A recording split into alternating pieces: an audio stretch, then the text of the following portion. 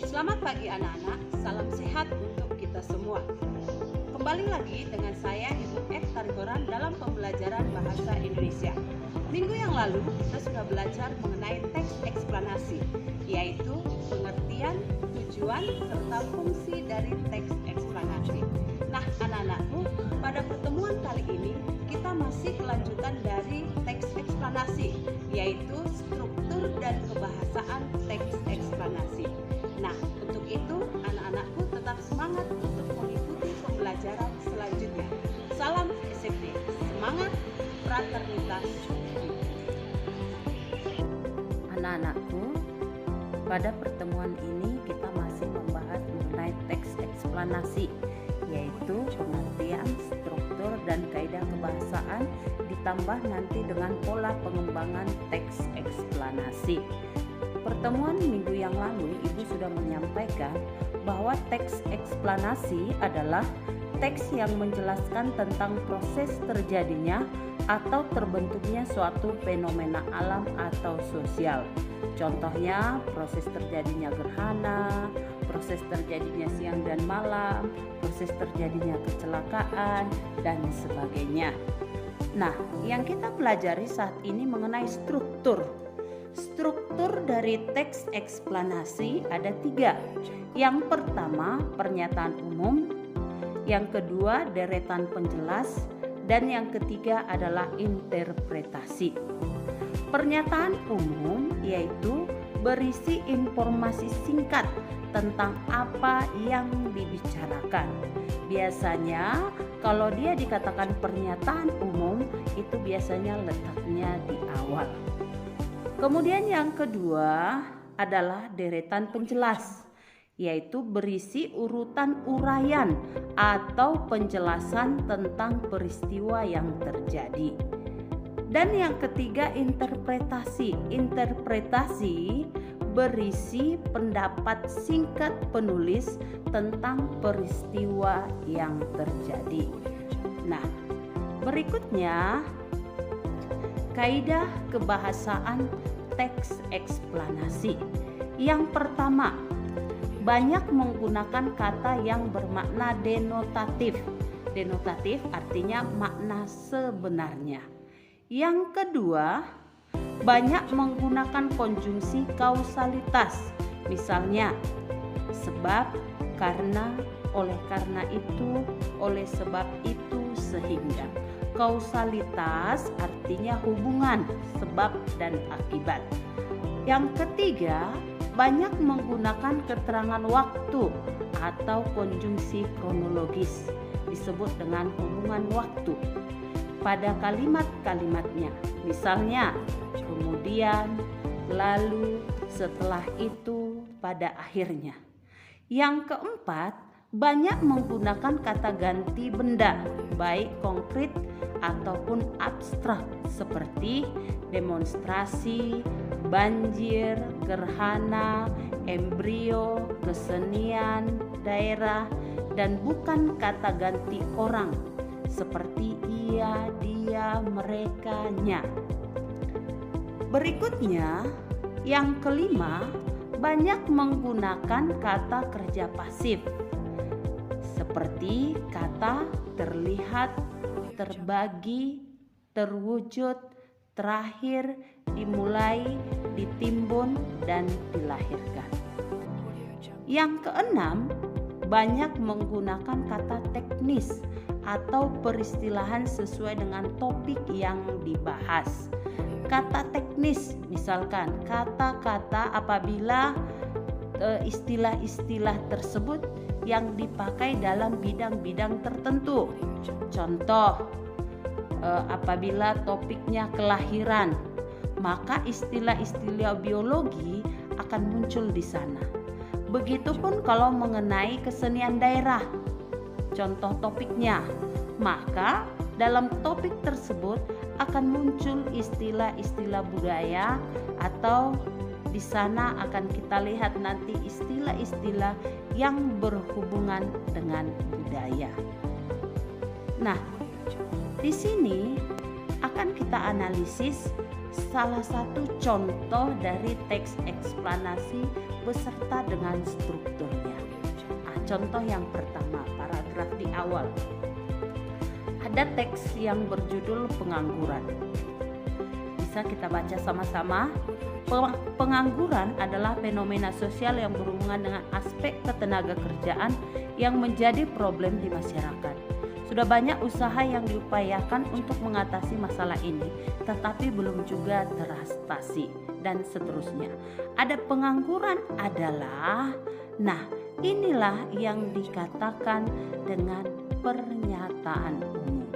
Tadi pernyataan umum berisi latar belakang dan atau tinjauan umum, topik yang dapat berupa definisi, klasifikasi, sejarah ataupun asal usul. Jadi di sini pengangguran adalah ini merupakan definisi, sampai pada kita lihat nanti di situ mengenai tinjauan. Pengangguran tidak hanya terjadi di Indonesia, melainkan hampir di semua negara. Ada dua paragraf inilah yang dikatakan dengan pernyataan umum dari segi strukturnya. Kemudian paragraf berikutnya, salah satu faktor dasar yang menjadi penyebab terjadinya pengangguran yaitu kesenjangan antara pencari kerja dan kesempatan kerja. Perubahan struktural dalam perekonomian juga menjadi sebab pengangguran, sehingga perubahan tersebut menyebabkan timbulnya kebutuhan kepada tenaga kerja dengan tingkat keterampilan yang beragam, sehingga pencari kerja tidak bisa mendapat pekerjaan karena tidak sesuai dengan tuntutan. Dan tak jarang pengangguran juga disebabkan karena pemutusan hubungan kerja terhadap karyawan dan buruh. Pengangguran mengakibatkan berbagai persoalan ekonomi dan sosial, sehingga apabila jumlah pengangguran banyak pasti akan timbul kekacauan sosial, jumlah gelandangan meningkat, dan potensi kriminal semakin tinggi. Pada teks yang berwarna hitam inilah yang dikatakan dengan deretan penjelas, karena berisi perincian atau proses sebab terjadinya suatu fenomena yang mencakup akibat dan dampak yang ditimbulkan. Faktor dasar yang menjadi sebab dan akibat, inilah yang dikatakan dengan deretan penjelas. Kita lanjutkan dengan paragraf berikutnya. Dari uraian di atas, pengangguran merupakan masalah besar yang harus segera diatasi. Salah satunya dengan memperbaiki kondisi lapangan pekerjaan. Selain itu, memperbaiki komposisi lulusan sarjana yang dihasilkan dan disesuaikan dengan kebutuhan pasar tenaga kerja bisa mengurangi pengangguran.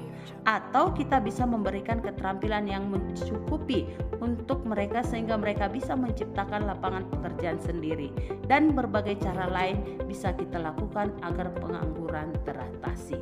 Bagian ini dikatakan dengan interpretasi. Kenapa? Karena pada bagian akhir teks terdapat tanggapan penulis dalam menyikapi fenomena berupa pernyataan reflektif yang bersifat umum. Jadi di sini adalah tanggapan penulis.